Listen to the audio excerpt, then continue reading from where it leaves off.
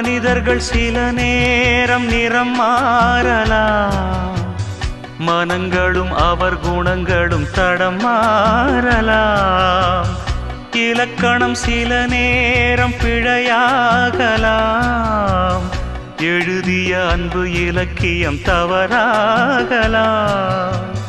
விரல்களை தாண்டி வளர்ந்ததைக் கண்டு நகங்களை நாமும் நறுக்குவதுண்டு. இதில் என்ன பாவம், எதற்கிந்த சோகம்?